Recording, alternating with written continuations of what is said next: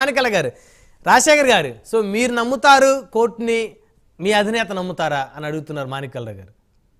ముందుగా మిత్రుడు మాణిక్యాల గారికి ముందుగా కంగ్రాచులేషన్స్. ఆ తర్వాత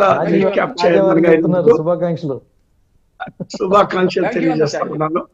ఆ సంస్థ అభివృద్ధి కోసం పాటుపడమని కోరుతా ఉన్నాను. అది ఎందుకంటే అది జాతి ప్రయోజనాల కొరకు ఏర్పడినటువంటి సంస్థ. దానికి ఖచ్చితంగా అది మంచిగా చేయాలని నేను మనస్ఫూర్తిగా కోరుకుంటాను. అభినందనలు స్వీకరించండి మాణిక్యాలరావు గారు. చెప్పారు మాణిక్యాలరావు గారు ఎప్పుడు కూడా చాలా సీరియస్ గా ఉంటారు, ఆయన ఫేస్ కూడా సీరియస్ గా ఉంటుంది కాబట్టి థ్యాంక్ యూ చెప్పింది మీకు అర్థం అవ్వలేదు సరిగ్గా. లేదు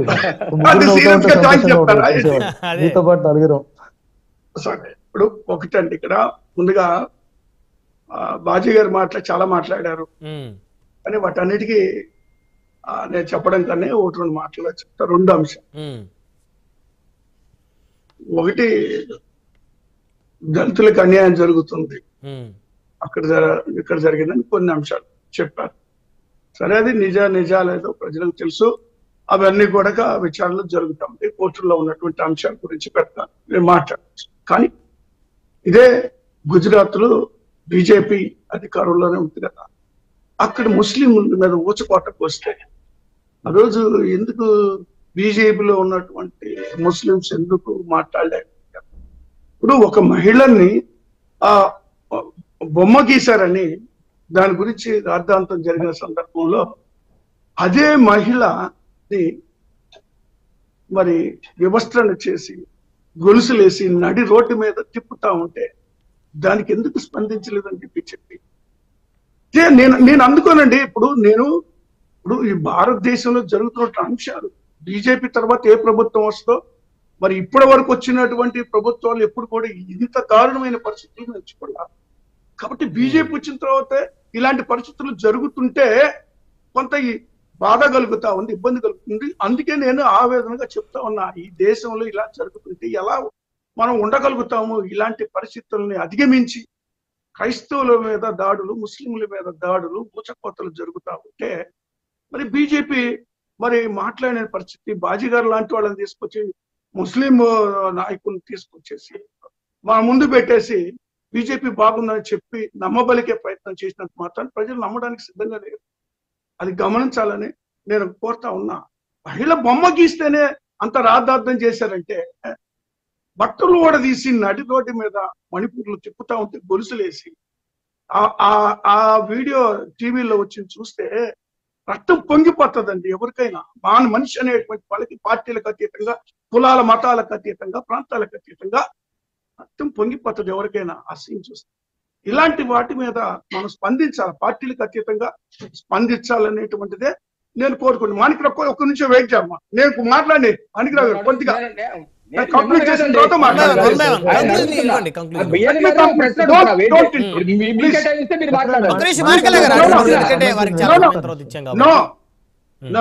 సో అలాంటి పరిస్థితుల్లో బీజేపీ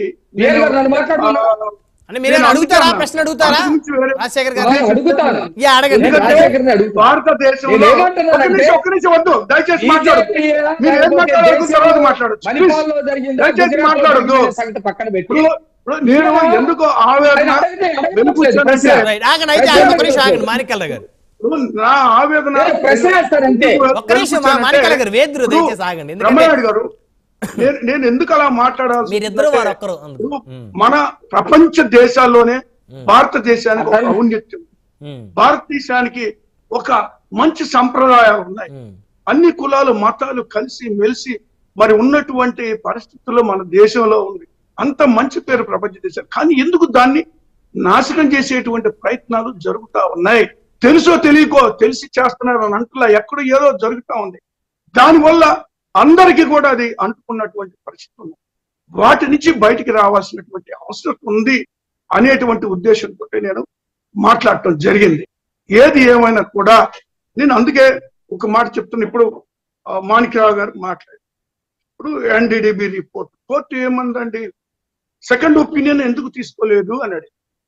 ఇంకా ఉన్నాయి కదా, టెస్టింగ్ ల్యాబ్స్ ఉన్నాయి కదా, వాటిని ఎందుకు ఒపీనియన్ తీసుకోలేదు? ఒకే ఒక్క ఒపీనియన్ తీసుకొని ఒకే ఒక వ్యక్తి అదే ఎన్డీడీబీ చైర్మన్ ఈ టెస్టులు జరగక ముందు వచ్చేసి పెద్దల్ని కలిసిపోయినటువంటి పరిస్థితి కూడా అందరికి తెలుసు. మరి ఒక పక్క ఈవో గారు ఒక పక్క ఇదంతా బాగుంది, ఏం లేదు, వెజిటబుల్ ఫ్యాట్ అని ఆయన చెప్తే, ముఖ్యమంత్రి గారు తర్వాత యానిమల్ ఫ్యాట్ అని ఆయన చెప్తే, ఇన్ని రకాలైనటువంటి స్టేట్మెంట్స్, ఇన్ని రకాలైనటువంటి గందరగోళాలు జరిగిన తర్వాత చివరికి అది కోర్టులో జరుగుతుంది. సంతోషం.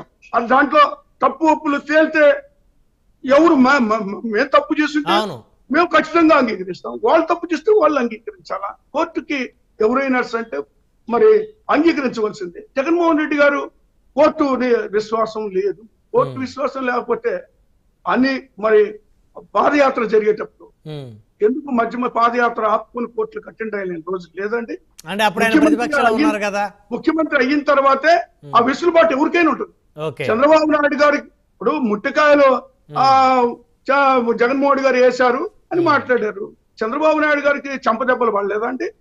పడకుండా ఉన్నాయా? కోర్టు జైల్లో లేడా ఆయన మీద కేసులు నడుస్తా ఉండలేదా? అవన్నీ జరుగుతా ఉన్నాయండి. అంతేగాని అది ఎవరికి కూడా ఇంకా ప్రూవ్ కాలా. ఇప్పుడు లడ్డు వ్యవహారం ఎట్లా జరుగుతుందో ఈ కేసులు కూడా జరుగుతా ఉన్నాయి. ఒక విషయం రాజశేఖర్ గారు, లడ్డు వ్యవహారం సంబంధించి కోట్లాది మంది భక్తులు గత ప్రభుత్వ హయాంలో లడ్డు వాసన గాని రుచి గాని నిల్వన్న పరిస్థితి గాని లేదు, బాగలేదు, ఇప్పుడు బాగుంది అంటున్నారు. దానికి ఏం చెప్తారు? ఏదైనా ఇప్పుడు కోర్టు పరిధిలోకి వెళ్ళిన తర్వాత సాక్ష్యాధారాలు అనేది బాగుందా బాగలేదనేది కోర్టు చూసుకుంటుంది. ఓకే. ఇప్పుడు భక్తులు, ఇప్పుడు మీ అభిమానులు ఆ పార్టీ వాళ్ళు ఉండొచ్చు, మా అభిమానులు ఉండొచ్చు, మరొకరు ఉండొచ్చు, రకరకాలుగా ఉండొచ్చు. కాబట్టి ఎవరు అభిమానం కొద్ది వాళ్ళు ఏదో మాట్లాడతారు. ఏదైనా కోర్టుకి వెళ్ళిన తర్వాత కోర్టు అంశాన్ని గురించి నేను ఎక్కువ మాట్లాడదలుచుకోలేదని. తర్వాత మానవత్వమే నా మతం అని మాట్లాడదు. అందులో తప్ప ఉందండి. మానవత్వానికి మించినటువంటి మనుషులోనే దేవుణ్ణి చూస్తాను. మనుషులు ఇప్పుడు మన క్రియలను బట్టే మనం దేవుడిగా కొలుస్తారు సహజంగా మనం చేసేటువంటి మంచి చేస్తే.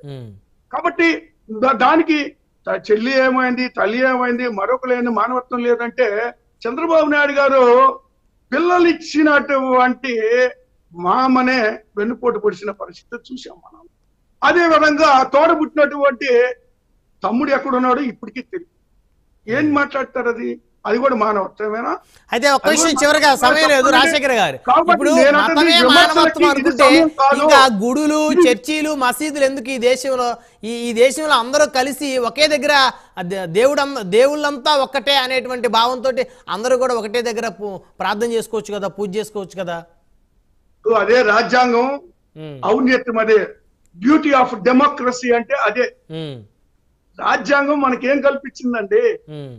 మనం నచ్చిన మతంలోకి నచ్చిన కులం మనం ఉండొచ్చు, అంటే నచ్చిన మతంలో మనం పూజ చేసుకోవచ్చు. అంత మాత్రం కులం మతం మారదు కదండి.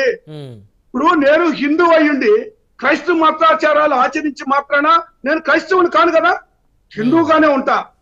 మీరు అది ఒకసారి చూసుకోండి, ఎక్కడైనా ఏ రాజ్యాంగం చూడండి. మతం మనం మతం పూజించినంత మాత్రాన కాదు.